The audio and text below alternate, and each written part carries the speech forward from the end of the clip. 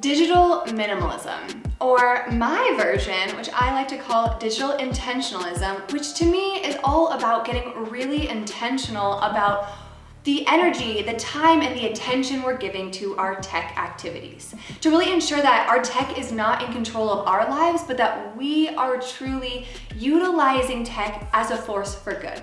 So especially for someone like me, and especially I have a feeling for you, as a leader, I wanna really be good about feeling focused. I wanna feel creative. I wanna feel inspired and motivated. And I have found, my friend, that by utilizing what I'm sharing with you today in my own life, it has really helped me take a lot of my power back. So in today's video, I am excited to dish out with you my 5 steps that I have enjoyed that have helped support me in implementing digital intentionalism into my own life. So get ready, this is fun, juicy, and we're gonna get you kickstarted and get that focus, creativity, and just empower you to be the bolder leader, the more courageous and compassionate leader that I know you deeply desire to be. So let's get right on into it.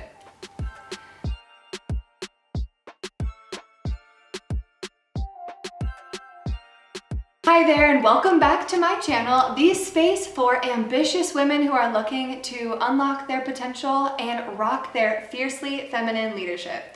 In this channel, I'm all about dishing out, self-care tips, how to decode our fears and really unlock these limitations and self-sabotage behaviors that hold us back, and really give you the tools and resources you need to thrive, to up-level in your career and life. So if you're an ambitious woman who's always looking to be a better leader and wants to kind of really lead a life that matters, then definitely hit the subscribe button and the notification bell so you are in the loop for all of my next juicy videos.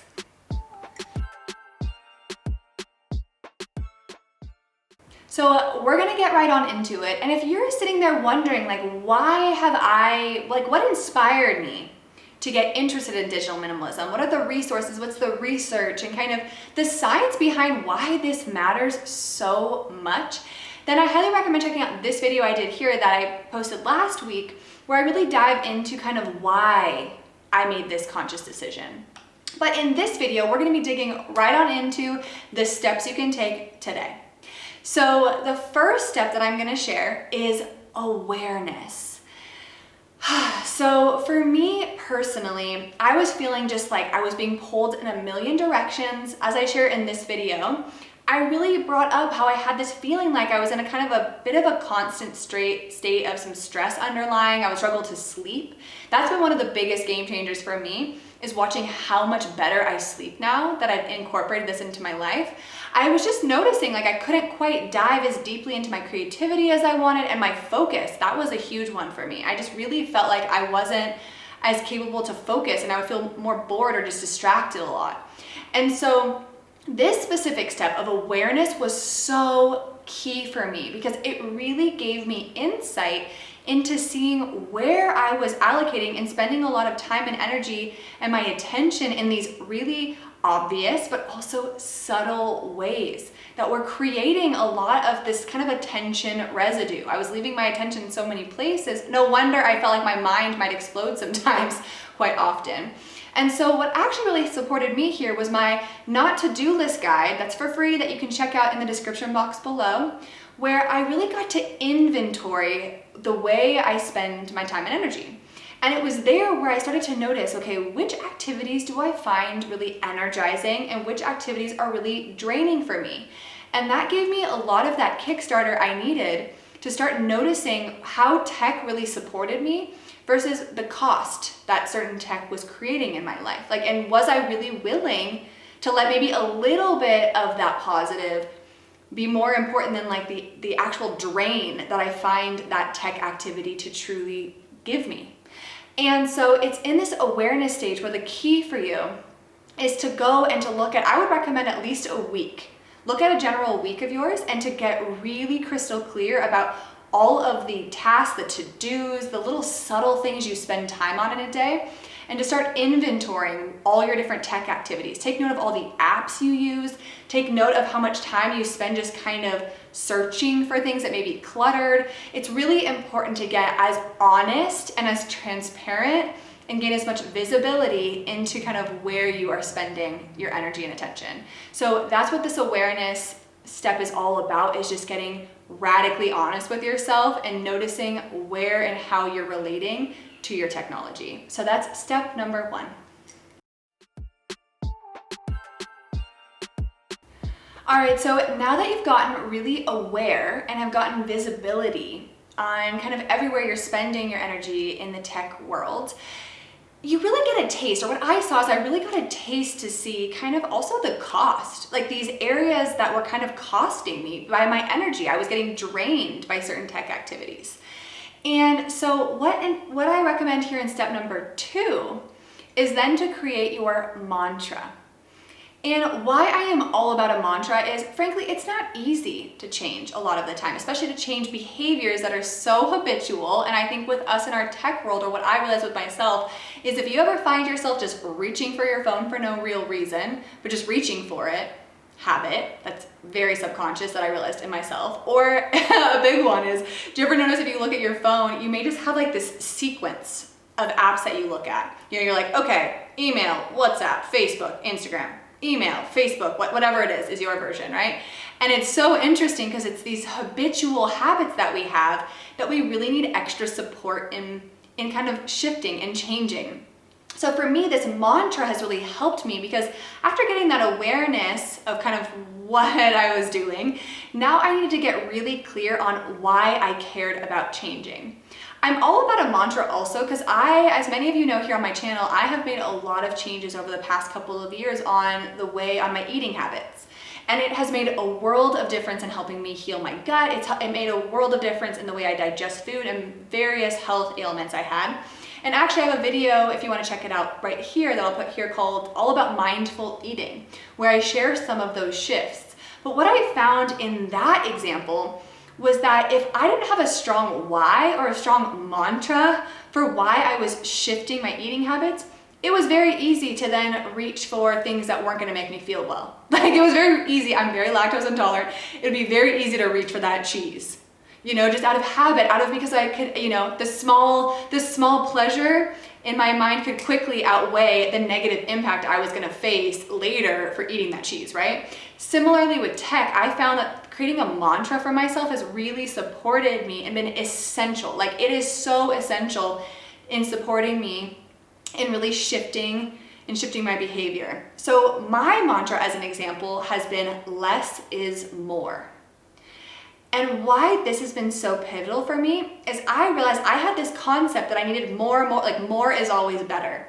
And as an online business owner, I can call out that I felt a lot of pressure, and I had read a lot of information and articles saying that to really succeed in this space, you need to be present on all of these platforms, everywhere. And frankly, when I did this inventory, I realized that only a few specific platforms, like only really 3 specifically, are genuinely both energizing for me. They're spaces I enjoy sharing and being in, YouTube being one of them, and impactful, right? They're actually driving results for my business. So these other areas that maybe like give me these like small little rewards or like small little opportunities are actually not worth the amount of draining energy I feel by even like thinking about it or spending any attention or time on them. And so this mantra has really helped me to become really aware of what I kind of subconsciously was running, which was this, okay, but I need to do more here and I need to do more there and I need to do more on this platform. And instead has given me a lot of permission to go, no, I know now that actually if I have less apps, less time on my phone, I can be way more intentional about really giving my attention where it matters most to me. So I really recommend you sitting with yourself and in that inventory, noticing kind of what is a belief you may have on why you're giving so much attention to so many places, and then get really clear with yourself on what is a mantra that will support you. And you can post it. I recommend posting it in a lot of places. You can even post it on your phone, but something that will really support you in shifting, in making this shift. So that's what I would do there.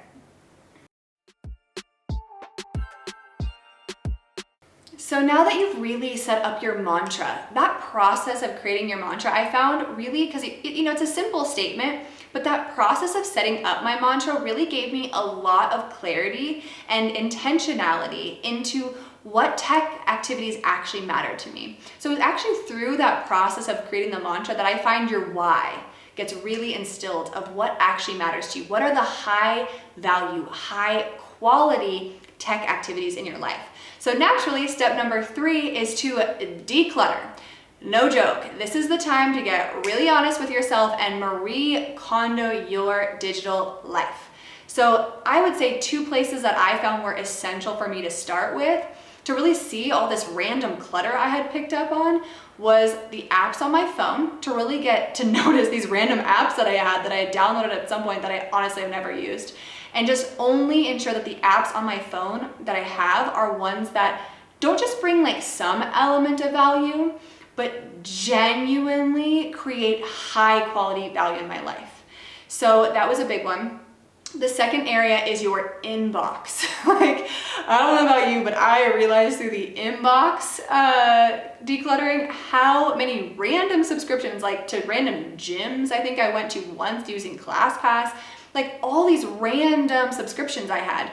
And so really decluttering that to have way less inputs and ensure that any subscription you have is for a service, for someone, for a network, something that deeply is high quality for you, something where you deeply learn, something that really helps uplift you in not just low quality, sort of like superficial ways, but like deeply impacts you. So I would highly recommend decluttering, and there's lots of different spaces, but really decluttering your tech life and getting rid of a lot of those tech activities that in truth are not high quality for you.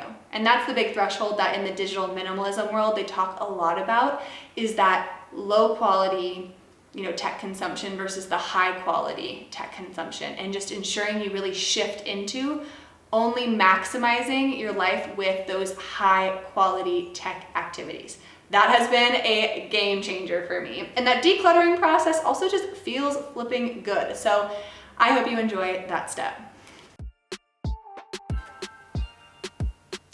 And now that you've decluttered, you've really eliminated a lot of those low quality tech activities, step number 4 is boundaries, to become a boundaries boss.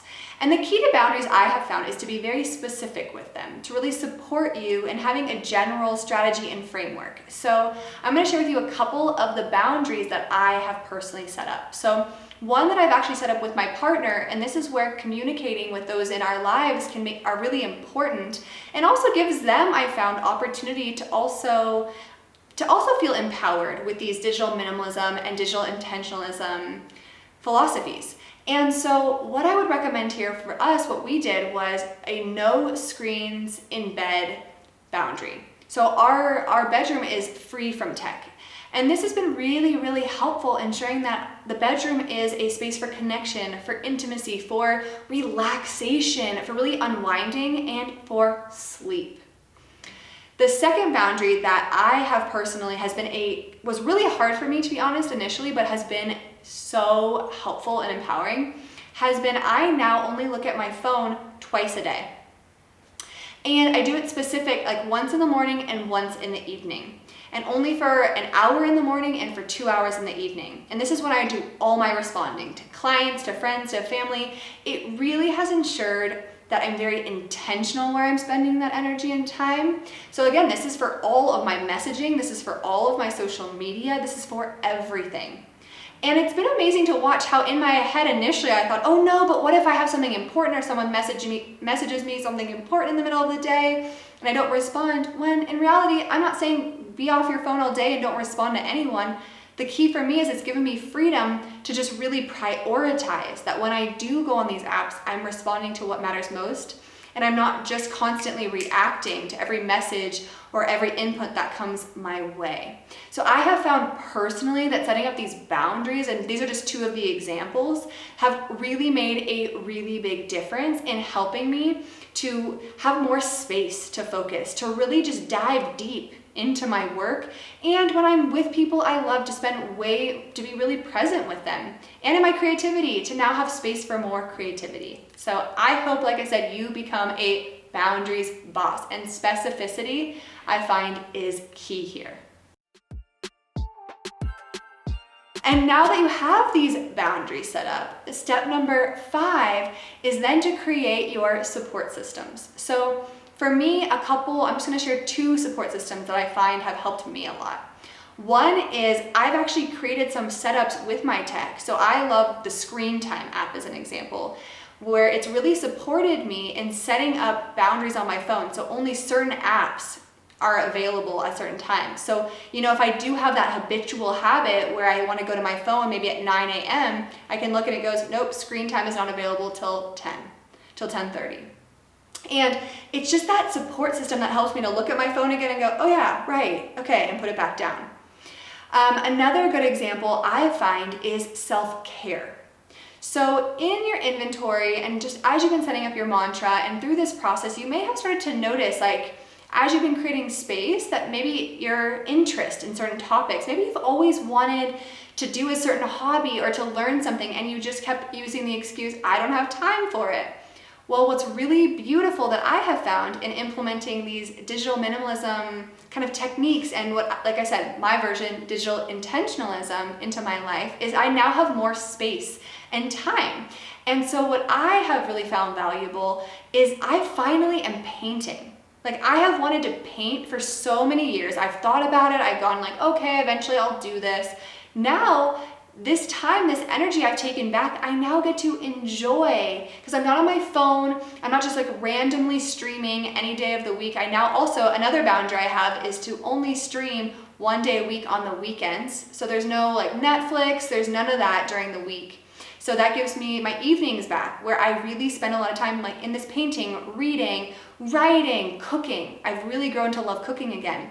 And actually I have a video right here where I share some of my daily self-care rituals that I love that really have supported my well-being, and I think are a great Kickstarter for you if you're looking at this step in really supporting your body in taking care of yourself and taking full accountability in your leadership. So moral of the story here is to just start to think about, in this step, systems that will really help you. Maybe for me, another one is I put my phone when I'm not using it in a specific drawer. So it's out of sight, out of mind. So it's just thinking about what will be the support systems at play that will really help me to really embody this, to embrace this intentionality. So that is key, I find. And most importantly, as I've been going through these steps, I really want to take a moment to celebrate you for taking this action, for really choosing to get more intentional with your tech life. Like I said, I'm just speaking from personal experience, and I have found just immense satisfaction from really implementing these different steps into my life. And I would actually love it if you would share with me below, what tech really is a force for good for you, which tech activities really deeply give you that high quality value, or just what do you feel about this concept of digital minimalism, digital intentionalism? I would love for you to share it in the comment box below. And as I mentioned quite a few times throughout this video, I found that my not to-do list guide was key in helping me to really kickstart this journey, to kickstart and gain a lot of that clarity and that digital kind of inventory of where I was spending my time, energy, and attention. And I hope it's in the description box below. I hope you can see it as a tool that it's as if I'm sitting there hand in hand and we're inventorying your life together, and gives you that support to really do that inventory, as I mentioned. And as always, I hope you have a fierce day and feel empowered to take action, because you, my friend, matter.